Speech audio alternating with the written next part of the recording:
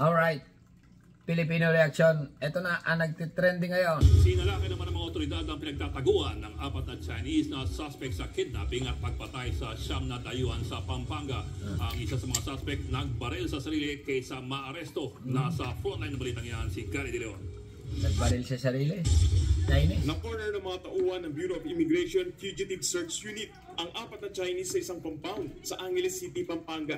Pero sa takot ng isa sa kanila, tumakbo ito at hinabol ng mga otoridad. Maya-maya, maririnig ang putok ng baril. Ay naku, nagbaril sa sarili.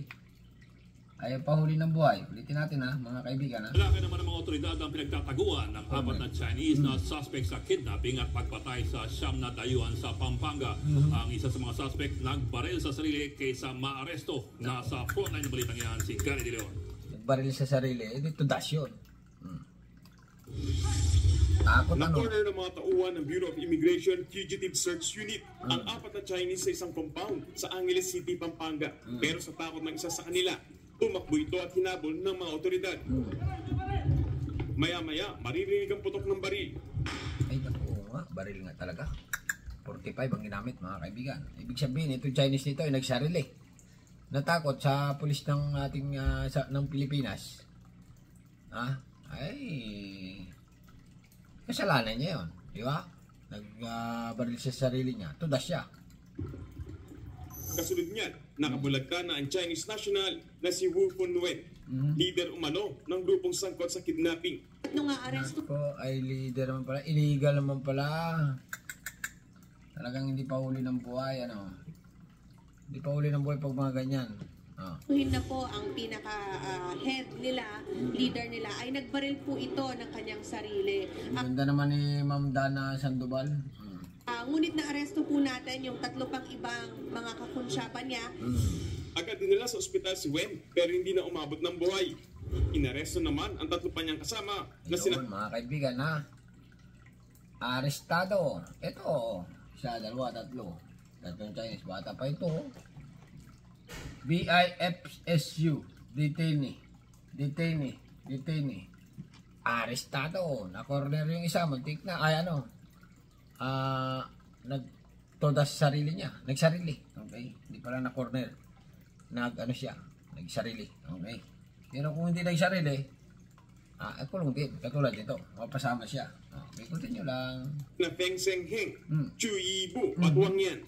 Ayon sa BI, aarestuhin nila ang 4 na Chinese dahil sa mga overstaying alien na ang mga ito sa bansa. Nako, ay madami yan sa Pilipinas. Mabuti naman at ngayon ay nagkakaroon na ng ganitong balita. Pero dati talaga walang balita ng mga ganito eh. Yung mga Chinese na overstaying na pinapauwi. Ay nako, ay madalang pa sa patak ng ulan yan. Oo. Pero ngayon, sunod-sunod na ang balita mga kaibigan ha. Itong mga Chinese na ito ay pinapauwi na. Overstaying ha. Sila-sila nagpapatayan ito eh. Sila-sila. Nag-go-stage, gawa sa pera, ganyan-ganyan, ganon. Bahala sila. Sige, bahala kayo. Noong 2019 pa raw dumating ang mga Chinese sa Pilipinas at hindi nag-renew ng kanilang mga tourist visa. May turista, hindi nag-renew. Bago bibili ng lupa sa Pilipinas. Arestado. Nako, bata pa ito eh. Tingin ko ito, edad mga 21 ito. 21 ito. Itong babae na ito. Hindi ka nag-renew. Simpleng-simple lang mo, mag-renew ka. Miyembro rin daw ng Kidnap for Ransom Group ang 4. Nako. Kidnapper pala naman, kaya hindi pala nag-renew. Sila umanong pumatay sa siyam na natagpo ang bangkay sa iba't ibang lugar sa Pampanga. Ay nako, ay talaga marami pala ito tinudas mga ito. Hindi ito makauwi ng China mga kaibigan kasi nga bibitayan sila doon. Pag ganito yung kanilang trabaho. Dagdag kriminalidad ito sa Pilipinas eh. Itong mga Chinese na ito, sakit ng ulo. Sakit ng ulo ng Pilipinas dito sa mga ito, pasaway. Talaga naman. Continue lang. May involvement po itong mga ito sa mga illegal activities including kidnapping ng mga kapwa po nila Chinese nationals. Sinampahan na ng kasong kidnapping ang 3 Chinese. Kasalukuyan silang nakakulong sa Immigration Custodial Facility sa Taguig. Nako. Yan ang mga kaibigan. Ang mahirap dito, baka ipa-deport lang yan at hindi na hatulan ng pagkakulong na mahaba-haba. Okay? Yan ang ating kailangan ipa-deport yata dito. May mga kasong Chinese di ba? Pero yung isa nakakaano talaga kasi nagbaril sa sarili. Yan Sa kanila, tumakbo ito at hinabol ng mga otoridad. Maya-maya, maririnig ang putok ng baril. Ay, nga, nagsarili nga talaga. Diyos mo yung Marimar. Mahirap to. Ang mga ganun padali. Kasunod niyan, nakabulagta na ang Chinese national na si Wu Funwen. Pag natudas na, sunugin na lang yan, dalawa lang yan. Sunog or ay libing. Pag maging abuhat, ipadala sa China. Okay? Ibigay doon sa Chinese Embassy. Leader umano ng grupong sangkot sa kidnapping. Nung aarestuhin na po ang pinaka-head nila, leader nila, ay nagbaril po ito ng kanyang sarili. Ngunit na-aresto po natin yung 3 pang ibang mga kakunsyapan niya.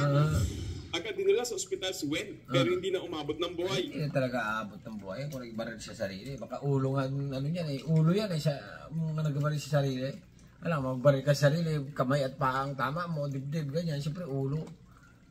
Nako, kunti nyo lang. Inaresto naman ang 3 pa niyang kasama na sina Feng Sengheng, Chu Yibu. Ito talaga parang mukhang hindi pa huli ng buhay. Itong ganito mga pagmumuka.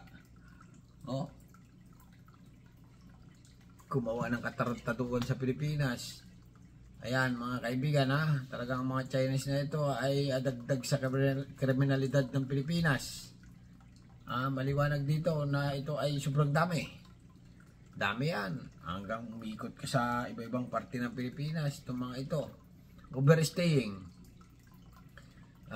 Kumuha ng visa, ganyan. Hanggang sa tumagal. Kukuha ng birth certificate. Apply ng passport. Pilipino na. Pakilala nila. O parang naman labas-pasok na sila sa Pilipinas. Kasi nung araw, walang nag-ano talaga. Walang nag-check-check. Ay buti na lang. Ngayon meron na. Nagtatrabaho na yung ating immigration. Nung araw kasi daw ang immigration wala. Ingitlog lang. Pero ngayon kumikilos na mga kaibigan. Kumikilos na. Nung nakarang administrasyon wala. Bihira lang mapauwi na Chinese. Pasok lang ng pasok. Welcome. Welcome to the Philippines. Okay? 2019 2020, 21, 22, 23, 24, 25, 26, 27, 28, 29. Hindi, sobra na. Okay? 2019, 2020, 21, 22, 23, 24. 5 years na pala sa Pilipinas. 5 years na sobra yung compute ko. Alright. Ito maganda dito, kulong muna na mahaba. Siguro mga 10 taon. O kaya 20 years. Huwag naman lifetime. Kasi pag lifetime mga kaibigan, sakit na rin sa ulo ng Pilipinas yan. Punong-puno na ngayon ating kulungan Bawas-bawasan din. Mga mga 20 years. Okay, bago pagkadating na 20 years, ay balik sa China. Bahala na yan, nakulong na dito, ayos na. Okay, back to China. Di madala-dala, di ba? Alright, ano masasabi niyo mga kaibigan dito sa nagtitrending na balita ngayon na ito na 4 na Chinese na miyembro umano ng kidnap for ransom group na corner, isa todas nagsarili. Okay? Walang kasalanan dyan mga pulis pag ganyan nagsarili. Operation yan Alright. Subscribe channel. Don't forget, naulit ko, reaction video lang ito. Subscribe. Thank you. Bye-bye.